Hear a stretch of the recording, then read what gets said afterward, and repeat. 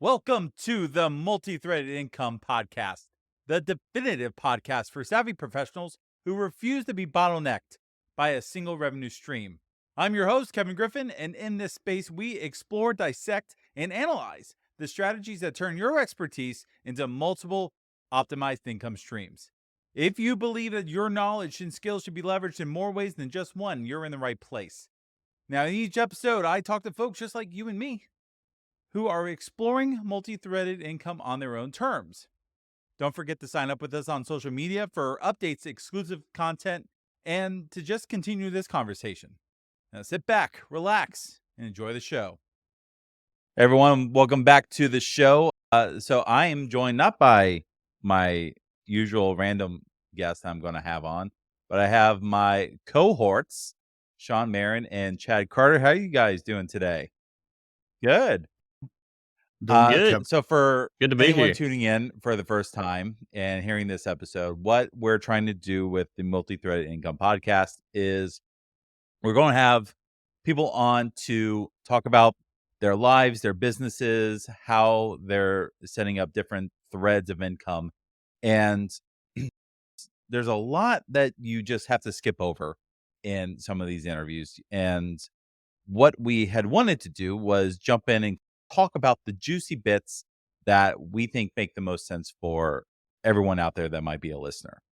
So any episode that comes up in the future, it'll be followed by one of these commentaries where we're going to pick out two or three of the big points made by the guests and talk about them a little bit more in depth and hopefully give you a little bit of value. So let's start with Mr. Dave Sedia. I know you guys went back and listened to the episode. Dave has been a friend of mine for a long time. So I got to preface how I know Dave. I know him from one of my business groups that I've been a part of for way too long. And I've seen Dave go through multiple stages of his career. And as we learned in his episode, he's focusing now on a single product that he developed through a whole bunch of other problems that he had to solve. And it's interesting. He went from this working a full-time job to now working on his own full-time product. And I know as a person that's striving for that kind of lifestyle, that's just really inspirational to see. I know we have a couple points that we want to hit, but I think I want to start at the beginning. And Dave told the story about working his full-time job, and someone asked him, Yeah. The he word said, lifer, "Are right? you a lifer?" What was that? Have you guys ever heard that term before? Not in that context. I've definitely never heard in the context of a full-time employee, lifelong position. Only in a prison sentence is when I've heard. You're right. I So, was like, I've heard it, but I can't remember where. And you're exactly no, right. it's just your life. You're doing life in prison, right? Which is, it's interesting. Yeah. What were we doing this for? That's I why guess it you kind of makes have sense. When multi-threaded I income. was a kid, and I don't know if your parents were the same way as mine were. You went to some sort of higher education, and then you went into a job, and you tried to keep that job for 20 years. That was the goal, and then you would retire from that job and maybe go to another job or your retirement job, and you would work that for another 20 years. And that was kind of the expectation when I was coming out of high school. Was I would go to college or university, and I would go get a job with a company, and I would just stay at that company and work my hardest for however many years they would have me. Assuming you guys similar things. Yeah. I absolutely saw the same. Yeah, my father, the same thing. Like he was civil service, worked for the federal government. It was the age of basically you expected your company to provide you some type of pension long term in the future, and that's what you were working for. So that's all I actually ever knew. It's all I ever saw as a child myself was like, yeah, you get a good job and you stay there and you're going to work there long term, right? And eventually you'll be able to retire with that company. But it was shortly after that when I actually got into the industry and realized. I remember I started at Bank of America very young. I was very fortunate to be able to do that early in my career. But I remember early on hearing about their pension going away. Like they used to have one, and then their pension was going away, and everybody was converted to like 401ks, and it was up to you. Like, it was optional if you wanted to put into your 401k, and based on, the company would match some if you did and all that. And so I kind of like go through that decision process. At that point, it was like, oh, well, I never really thought about it, like actually planning for my retirement. I just thought it was automatic, and it was like that was just what I was going to do. How about you, Chad? Did you ever have that Yeah, well, experience? yeah, for me, my dad was a blue collar worker, and he worked at the same place his dad did, which was a cement plant, about 30 minutes out of the town. And yeah, so they had a pension, and that's what he was working toward. But I kind of saw it with him, what you were just explaining, was the fact that they moved away from the pension, or pretty much like what happened is the company got bought, and so his pension stopped. But fortunately, he's able to get a little bit different, a different one. But this whole thing was retirement was built in, I don't think he really had a 401k at that point. When I started my career, there was no notion of any sort of retirement. I wasn't expecting that because, again, I didn't have folks that were in kind of a federal system or anything else on that nature. Even though that my expectation coming out was I'll work for somebody. I consider myself super loyal, so I'll go work for somebody and I'll be with them as long as they'll have me, kind of like Kevin was saying before. So that was my thought process. Wasn't so much on the retirement side. Wasn't thinking really on that, but just a matter of, I'll do my 30 years at some company. Was my initial thinking.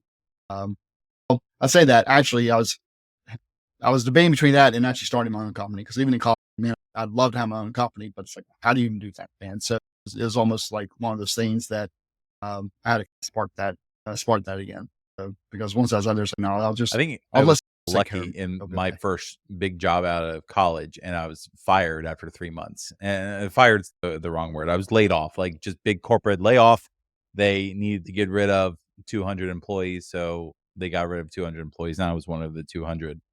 And you get this sense of there's absolutely no such thing as job security. You could work for the largest or the smallest company, and you're just a cog in the machine.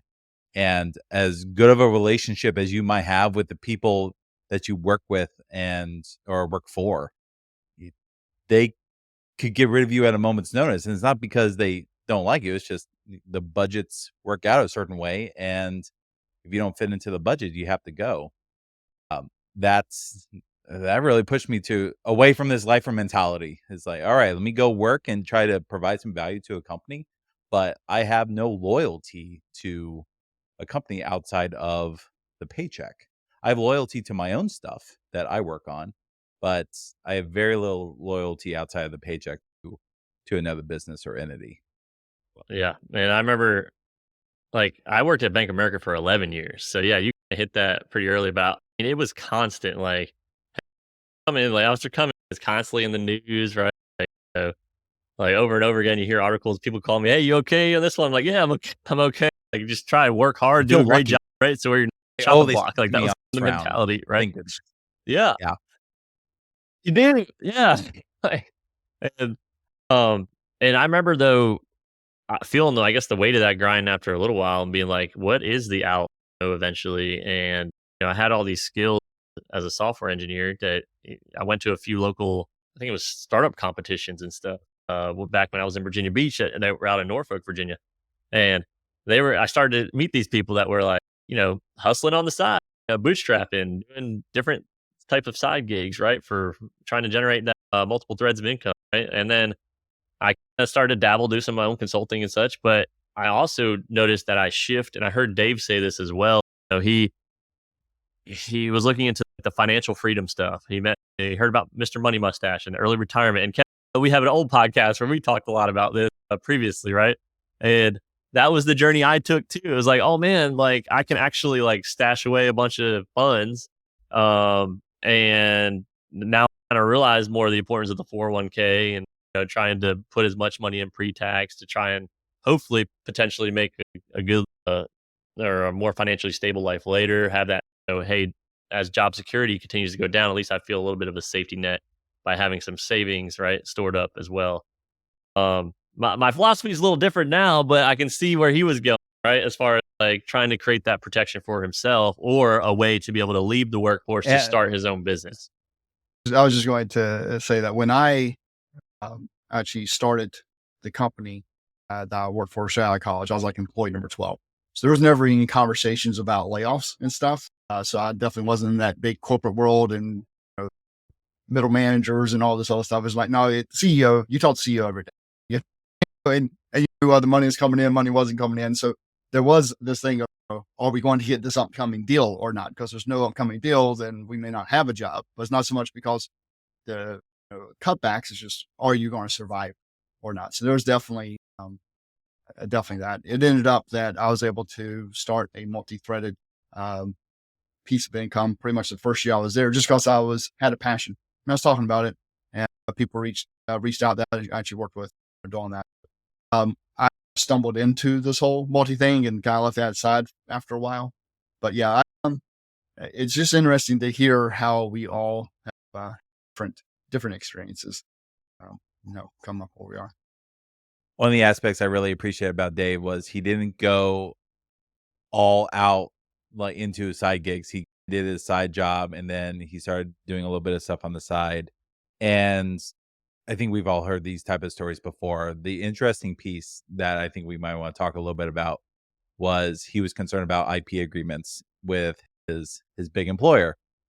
And I've seen these in multiple businesses. I've actually signed a couple, but I've signed them after making some changes and various updates because they can be pretty restricting. Have you guys ever signed an IP agreement with a employer? So an IP What is an agreement, IP agreement, Kevin? it's basically protecting the company that you're working for, that the fruits of your labor while working for the company are owned wholly by the company. And there's various levels of how restrictive these agreements can be.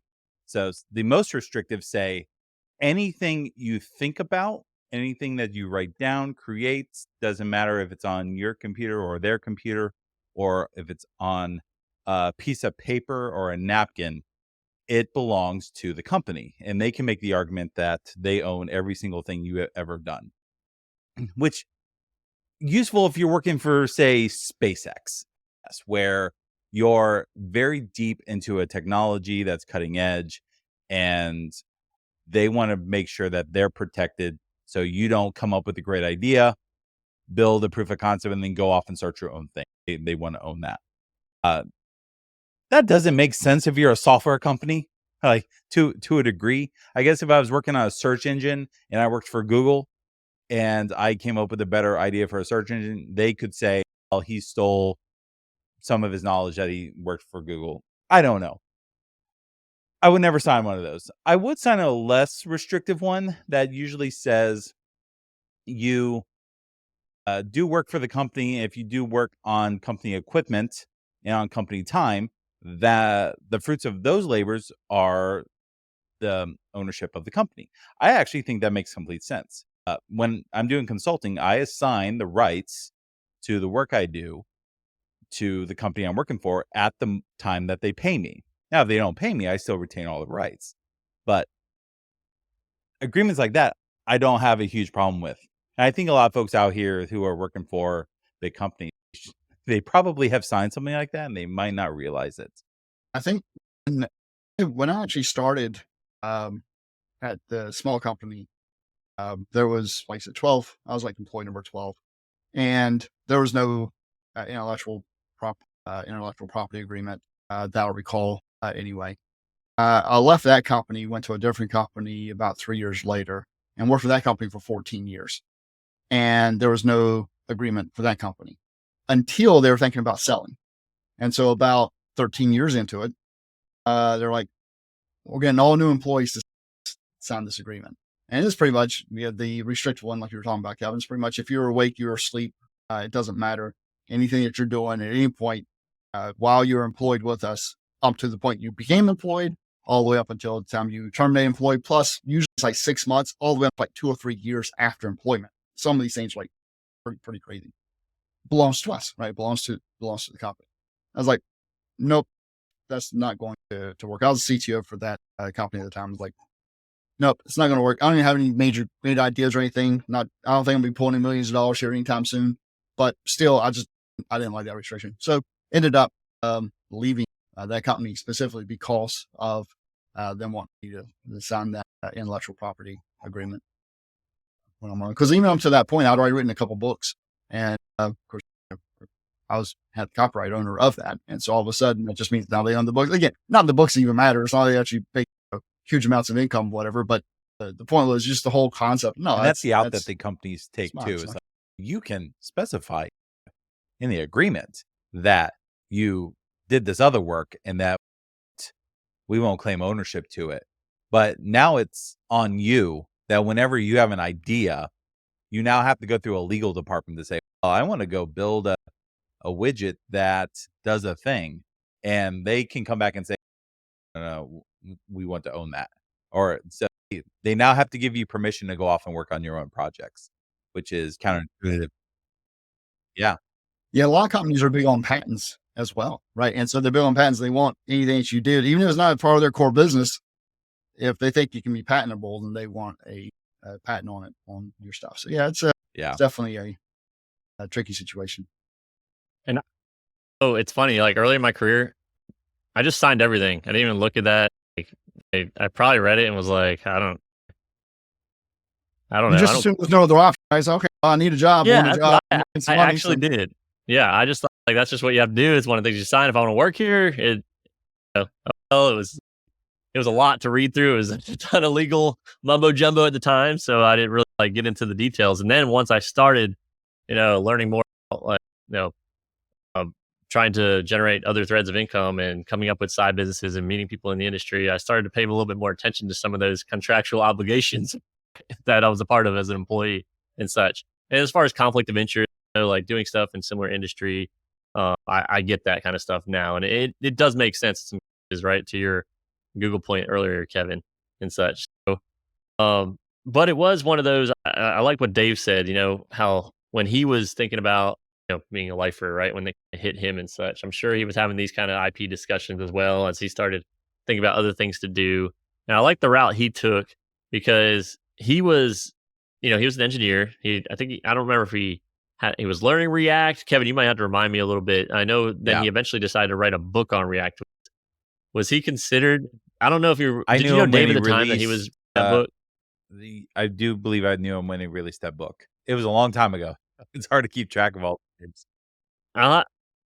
Yeah, I'd be curious of like how soon after he like learned React or started playing with it, he actually released the book, right? Because I love the whole concept. Actually, back when we used to be involved in the user group community, but you still are, Kevin, but I'm not there anymore. But I remember like it was always cool because you encouraged people to, hey, as you're learning about something, teach about it, share it, right? Bring it to the community. And that actually really taught me a lot about, one way to actually learn things is to start teaching others about it as you learn, right? It really helped, regurgitate that information and such. So I thought it was a neat use case of his, potentially maybe, we'll have to go back and ask him like, hey, as I'm working in this new product stuff, as I get more familiar with it, let me try and compile some of that down, find another thread of income, generate a book that people will be interested in. That led to a course, right? And then eventually led to, him developing that recut software to edit the videos that he needed for his courses. All like natural use cases that just came up for him to come in, to just step into a new thread of income just by something he needed for his own problem to solve, right? And a lot of times when we have like our own problems that we're thinking of, we need something for, we can't find something for, we can try to build something for ourselves. You're more passionate about it that way, right? You care a lot more about it. And it led to, as for him, it led into another thread of income and revenue coming in right on the side.